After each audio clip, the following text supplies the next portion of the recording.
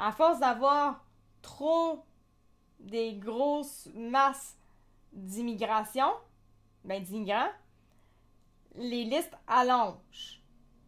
Ça prend des années à pouvoir finalement qu'une personne qui est migrante ou qui est immigrante, ça prend des années et des années de temps avant d'avoir finalement le oui ou le non, tu restes chez nous ou pas.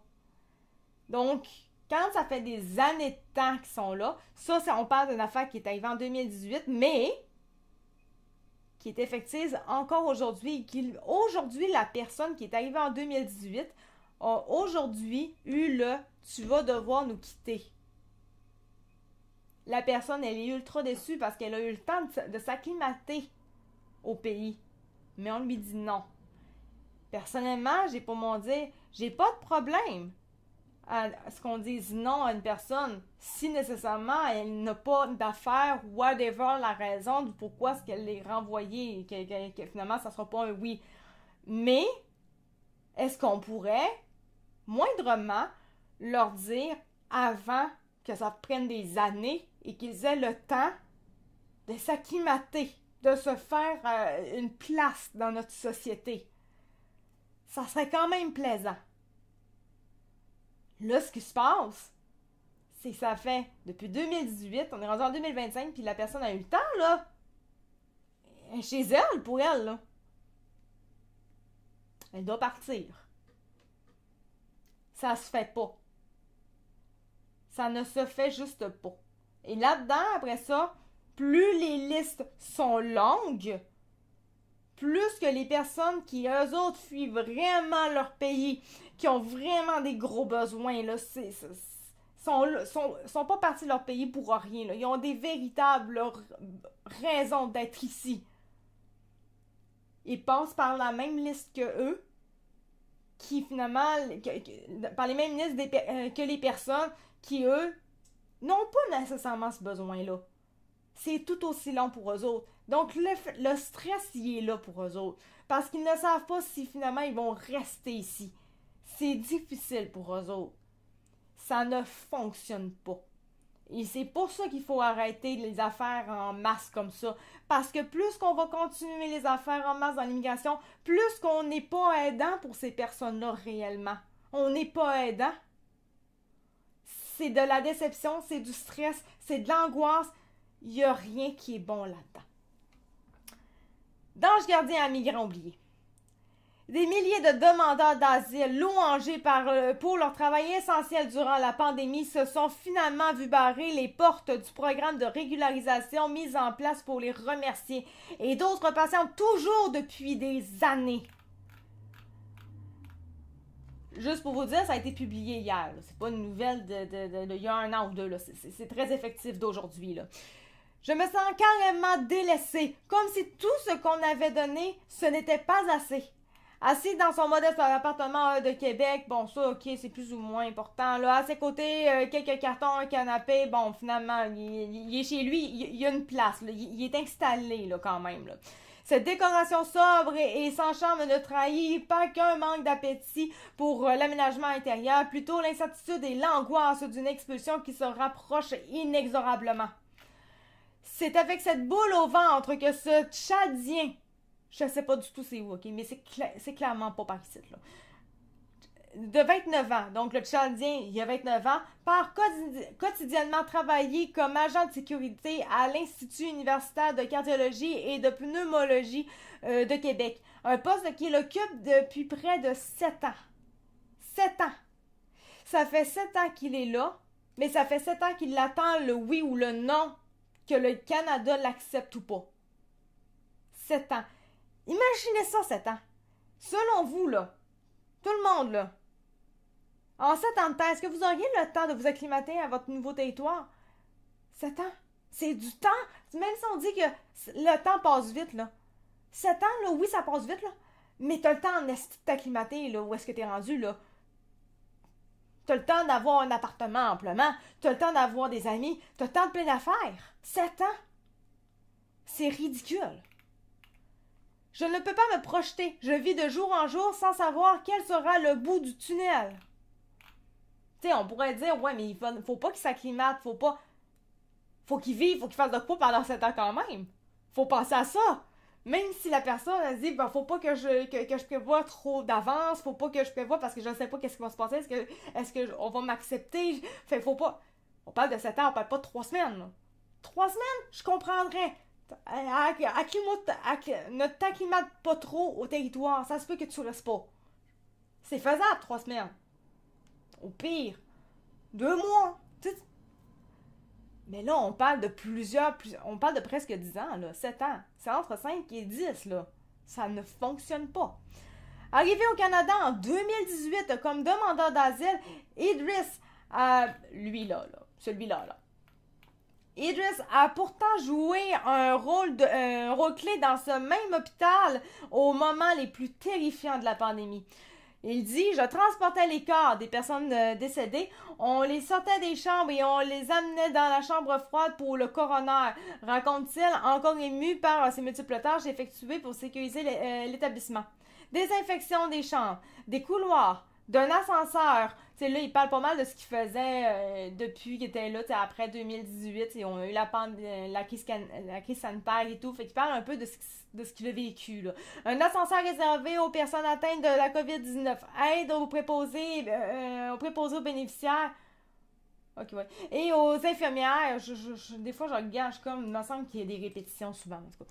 Et aux infirmières, au plus fort de cette crise sanitaire mondiale, ces missions dépassaient largement le rôle d'un agent de sécurité. Il dit « J'ai donné tout ce que j'ai pu donner. Certains ont choisi de rester à la maison, de prendre l'aide du gouvernement, mais nous, on était présents. On a pris tous ces risques-là. » Tu sais, il dit ça un peu pour démontrer « Crime, j'ai tellement aidé à quelque part le pays. J'ai tellement aidé la place où est-ce que je suis rendue et tout. Puis là, on me sac au vidange, genre. Pendant des années de temps, j'ai aidé à fond. Ça servait à quoi? C'est vraiment de la déception totale, là. Sérieusement. C'était... De ce que je comprends, ce n'était pas vraiment un immigrant, c'était un migrant. Il était pas là de façon légale. Premièrement, je comprends pas comment ça se fait qu'il ait pu travailler, mais à quelque part, il fallait bien qu'il fasse de quoi pendant 7 ans de temps. Il était pas pour être au chômage. Tout le monde aura chialé qu'on paye pour des gens qui finalement sont là, mais ils peuvent même pas travailler, parce qu'ils sont même pas là légalement. C'est ça. On comprend ça. Mais il faut se mettre aussi dans le point, dans les chaussures de l'autre, de dire, ben oui, mais c'est pas normal que ça prenne autant de temps non plus. Quand c'est rendu, ça fait 7 ans. Faut bien qu'ils vivent. Faut bien qu'il y ait de quoi. Donc, c'est soit qu'on paye pour eux autres, ou ben donc, ben ils vont s'acclimater comme ça se peut pas au pays. C'est d'une déception totale, peu importe. Il y a juste la déception au final. Si tu fais dire, tu te renvoies, on te rejette, le pays ne t'accueillera pas finalement. Ouf! C'est rough, là! On permettait, résume-t-il avec un sourire trahissant sa fierté, à ceux qui venaient sauver des vies de le faire en sécurité. Personne n'accepte de venir travailler dans un milieu qui n'est pas sécurisé et il fallait donner envie aux médecins de venir. Déception totale. À l'époque, Idriss faisait partie de ces anges gardiens, on l'a souvent entendu celle-là. Ce surnom donné aux travailleurs essentiels, on pourrait dire aux travailleurs essentiels qui faisaient exactement ce que le narratif gouvernemental voulait, mais on ne rentrera pas là-dedans, omniprésent durant la première vague de la COVID-19 dans les établissements de santé. Mais le rêve d'une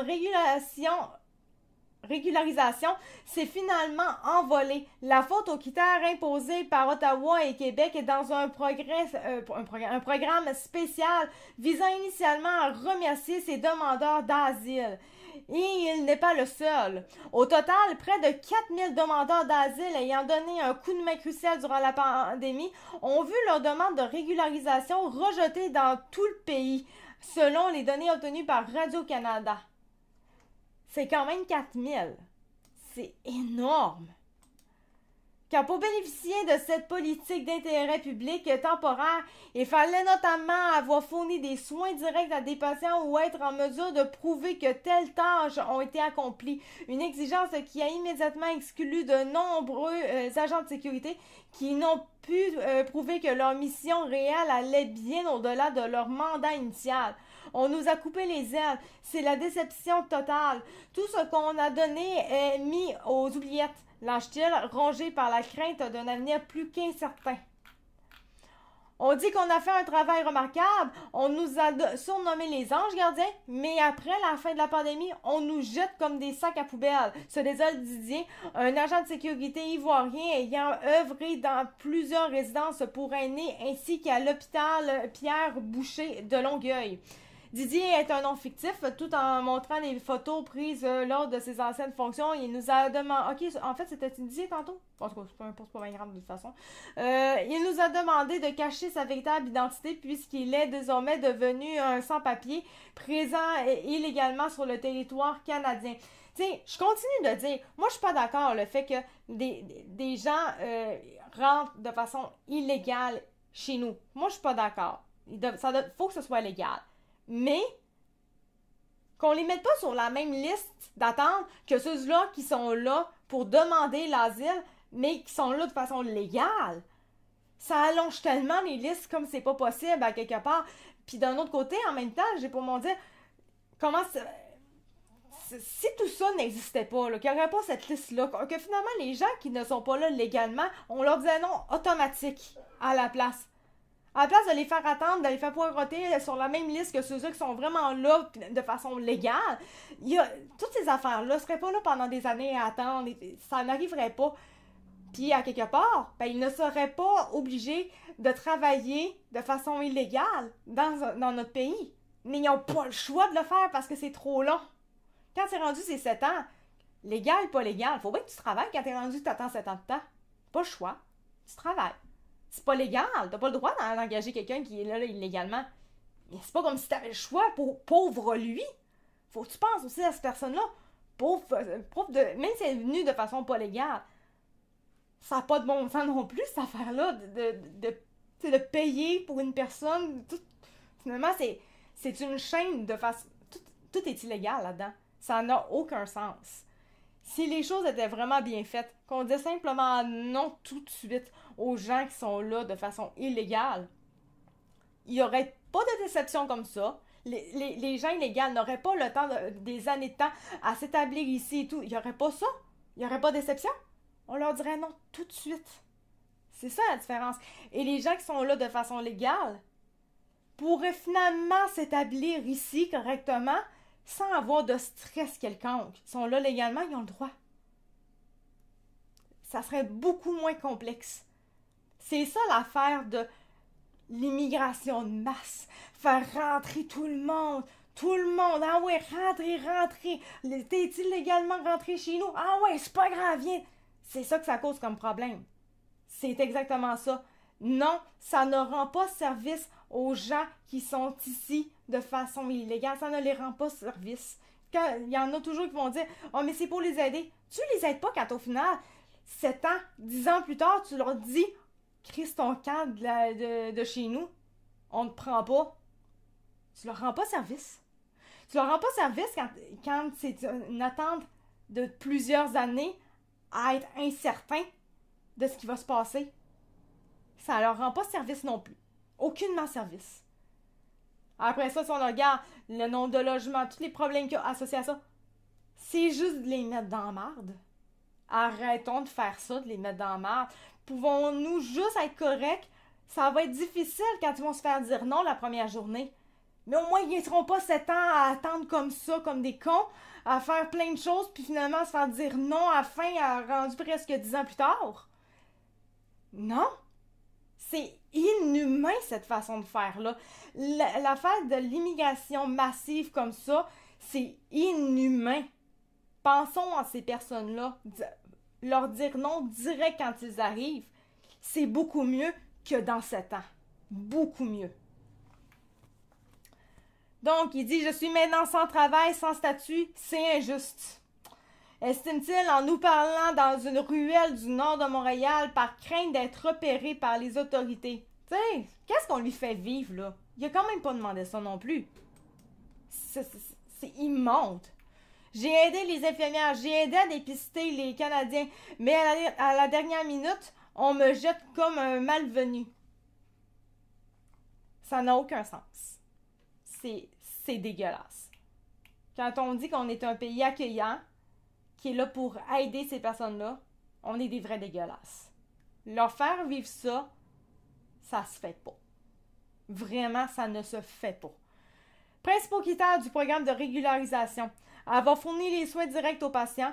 Avoir travaillé au moins 120 heures dans un établissement de santé entre le 13 mars 2020 et le 14 août 2020. Ouais, mais pour ça, faudrait minimalement qu'il puisse. S'il n'est même pas mis dans un travail qui lui permet de faire ça, il n'y a aucune chance d'y arriver. Puis c'est pas lui qui vraiment va choisir, techniquement. On lui dit de faire telle affaire. Avoir au moins 6 mois d'expérience professionnelle dans un établissement de santé.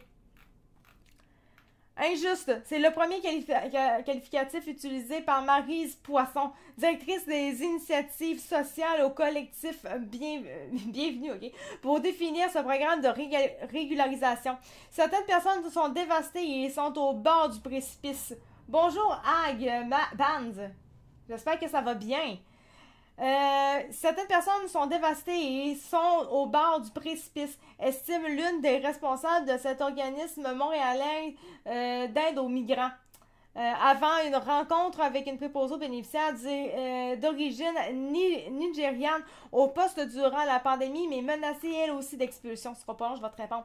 On a vu des situations vraiment très injustes. Ce sont des personnes qui jouent un rôle très important dans notre système de santé. Ouais, on comprend, mais si on peut pas les prendre. On comprend. Ils ont tout fait. On peut pas, on n'a pas la capacité. Qu'est-ce que tu veux de plus? C'est juste, je vais le dire au nom du pays, là. Je suis littéralement désolée de vous faire vivre une affaire comme ça. Notre pays, on aurait dû te dire tout de suite, non, tu ne resteras pas. On n'aurait pas dû te faire poireauter comme ça. On n'aurait pas dû. Ça n'a pas de sens. Tu as totalement raison. C'est injuste. Ça ne se fait pas. Tout simplement. Même si son poste entrait pleinement dans les corps de métier acceptés par ce programme de régularisation, cette mère de famille n'a pas accumulé assez d'heures durant la première vague pour une raison très simple. Elle a couché et a donc arrêté de travailler dans cette période. Ok, ouais, bon, ça c'est une affaire qui arrive souvent par contre. Juste pour te dire, Albans, oui, je vais très bien. Je vais très bien. Ça, c'est une chose qui arrive quand même régulièrement dans les affaires d'immigration. Ils vont tomber enceintes. Elles vont tomber enceintes. Et pour pouvoir avoir une chance de rester dans le pays, elles vont décider d'accoucher dans un pays comme le Canada ou les États-Unis ou whatever, un pays X, pour qu'il y ait un droit de sol de rester. J'ai un enfant maintenant, donc je peux rester. Il y a ça aussi là-dedans. Puis ça, cette méthode-là, c'est non. Ça, c'est autant que c'est pas plus juste de toute façon. Non, tu ne fais pas ça. Ça non. C'est pas correct de faire ça, sérieusement, là. On peut pas, tout simplement. On peut pas. Même si t'es pour accoucher de triplets, on peut pas. Elle a couché et a donc arrêté de travailler pendant cette période. Pourtant, tout le reste de la pandémie, elle était là. Maintenant, elle, comme d'autres, se retrouve au risque de déportation. Ouais, mais j'ai pas mon dire, c'est non pareil.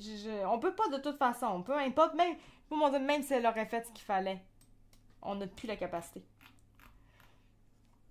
Des centaines de personnes toujours en attente. Cette incertitude vise également des centaines de demandeurs d'asile qui répondaient pourtant aux critères fixés par le gouvernement. Plus de 4 ans après le lancement de ce programme, 380 personnes, dont 225 au Québec, sont toujours en attente d'une éventuelle résidence permanente. T'sais, on parle quand même plus de 4 ans. C'est pas normal que ça prenne plus de 4 ans, même déjà 4 ans, ça serait déjà très long. C'est pas normal que tu attendes encore après pour savoir si oui ou non tu vas rester. Ça n'a pas de sens. Divers facteurs peuvent expliquer ces délais, répond le ministère fédéral de l'immigration, comme la complexité de la demande ainsi que la capacité et les ressources disponibles du ministère et des centres de traitement. Évidemment. Ça me rend triste et en colère, même lorsqu'on vous dit « Oui, c'est correct, votre statut sera régularisé. Vous devez encore attendre très longtemps. » Clame Marjorie Villefranche. Marjorie Villefranche. Il y en a des fois, ils ont toutes que des noms. Directrice de la Maison d'Haïti, l'un des organismes mandatés pour aider les demandeurs d'asile dans ces démarches. C'est très lent, c'est un parcours du combattant. On les veut bien ici, on les garde pour faire certaines tâches. Je telle avec ironie. Ces gens vivent beaucoup d'angoisse et d'incertitude et surtout, ils veulent que cette angoisse, ils veulent que cette angoisse s'arrête.